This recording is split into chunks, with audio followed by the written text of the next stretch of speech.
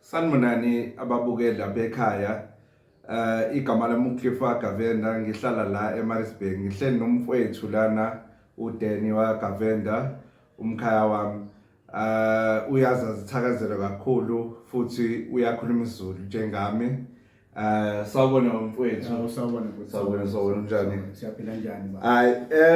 Yazi ukuthi nqwaba abantu bayakulandela ku TikTok. So namhlanje bengithi ngizokumema ukubuza umbuzo abantu bakubuza njalo ukuthi wena uDeni uhlalaphi and wena ubani usebenzaphi and wafunda isiZulu kanjani? Ngiyabingelela bafowethu, njengoDeni nje bechazile umfowethu wakaGovender. Igama leli lithi gatsheni ngalimukela ngaba bafowethu abathayi ngeke Mr Govender. Manje akufuneki manje uzibiza ngoMr Govender ngoba isiZulu sikhipha ngamakhala. Ngasibukela isibongo sakaNdlovu kahle kahle mfowethu nje ubuchaza ukuthi ngahlala laphi, ngaqala ngasuka ngahlala endaweni zasemakhaya le koTonville. Ilapho ngisemncane, ngisengumfana omncane, ngikukhumbula ukuthi ngangineminyaka ewu5 kuphela sisuke emadolobheni sizohlala khona emafamu. Ikhona lapho ke ngangihlala nabantu nje amaZulu kakhulukazi. Yisona isikhathi ke ngisho ukuthi ngangimncane ngasheshe ngabamba nami ukuthi isiZulu ngisheshe ngasibamba, yabo. Nezibongo futhi ngisheshe ngabamba nezithakazelo. Ngaze ngakhula khona, ngasuka khona ngineminyaka ewu15 sengiza back ke manje edolobheni ke. Still namanje la ngisebenza khona ezicathulweni ngisebenza namaZulu. Kusho ukuthi kuyaqhubeka. Uyaqhubeka. Ya nami ngenza ama research, ngihlangana nabantu uma kuthiwa wena wakaMkhize ngikubuza izithakazelo zakhona, ngizigreme bese ngisihlala kumina la. Ngiqhubeke ngibuza umlando. Kodwa uyahlula amaZulu ngesithakazelo. Like thina mina ngiyazazi izithakazelo ojwayelekile. Yebo baba. Kodwa wena uyazi konke. Makuthi uMkhize, makuthi uNdlovu, wazi konke ophelele. Yebo baba. Kanjani? Ukuthi nje nami ngibonile mfoka Cliffy ukuthi amaZulu abubene ngokuthi izithakazelo ziyabahlanganisa, bayajabula impela mebezizwa izithakazelo. Like mengase ngizikhiphe nje izibongo ezimbalwa like esithi Ndlovu, gatsheni boya benyathi mpongo wazengelwayo, yabo. Onkomo zadla ekhaya ngokuswele biluzi, yabo. Osonga busombuluka. Manje abaningi bayagida nje, bayagiya impela, bayajabula, yabo. Ngoba ni umlando wamaZulu, yabo, nokhokho bakhona. Iyona ndlela nami ngizibonela ukuthi ngiyakwazi ukukakho friend. Ngithi mfowethu sawubona mfowethu wakabani isibonga bathi nje gatsheni boya benyathi, yabona. He gets happy. Ngithi mfowethu ngiyabonga ungithakazela. So isuka lapho i-friendship. Ilento uqhubeka ngaphambili. Hayi yabona ukuthi lento imnandi kodwa like ukufunda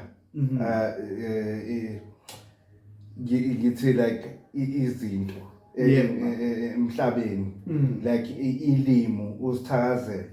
Because wena bhuti ngiyafisa ukuthi wena lento yakho uhamba ngaphambili, abantu bayaqasha makuthi banomcimbi baqasha bhuti, ngoba yabona ukufunda isithakazelo kanje akufanele ukuthi ulahla ipassion yakho emhlabeni, yabona.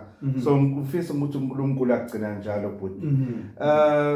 Into yami benginesicelo namhlanje, yebo bhuti, ukuthi ngoba uyazazi isithakazelo, ngifuna ukuthi ukhombisa abantu, I want you to show people ukuthi uyazazi isithakazelo. So ngibhalile isithakazelo like ezu7 ngicabanga lana.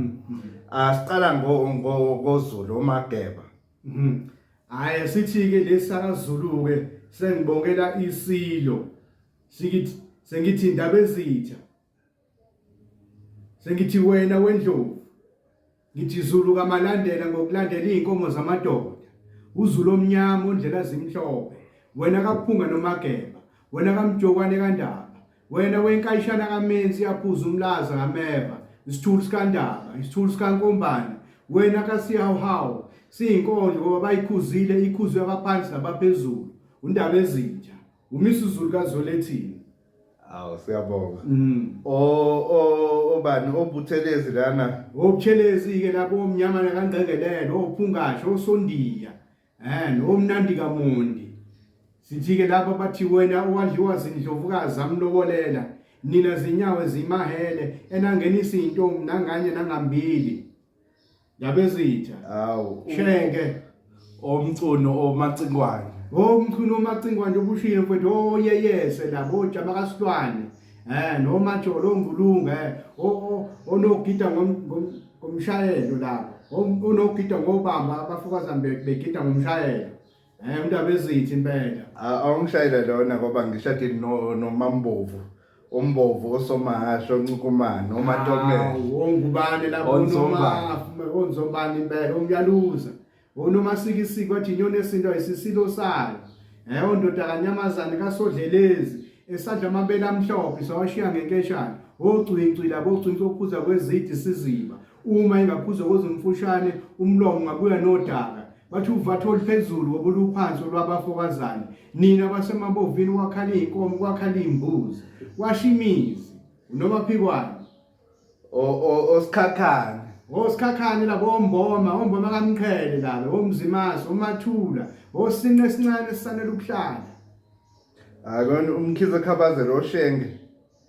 Umkhize khabazele kamavovu labo omumbo omuhle umumbo omhlophe laba basembo amasakhanye oswinda bawo khabazele kamavuvu Mgunezi. Asigcina ngondlovu uKatsheni ubuye benyathi ngoba bayakubiza uKatsheni ubuye benyathi. Mina ke la kwaMpongo kazingelwayo uKatsheni omkhulu uzingelwayo inkomo zadle ekhaya ngokuswela belusi yithina labo songabusombuluka. Siyabonga Mpongo omkhulu. Hayi bhuti bekumnandi ukuhlala nawe uNkulunkulu agcina njalo. Bekumnandi ukuhlala nawe wakaGovender ndibafowethu wakaGovender unomoya ophansi. Njoba sihlangene kanje nisazosibona siqhubeke sisebenzisane ngoba bathi izandla nje ziyagezana. Siyabambisana impela. Ngiyamhlonipha umfowethu unomoya ophansi ngiyakuthanda mfowethu. Ngiyabonga. Lakubusisa. Ngiyabonga. Thank you mfowethu ukuthi sibe nawe namhlanje. Ngiyabonga. Bye bye. Yeah.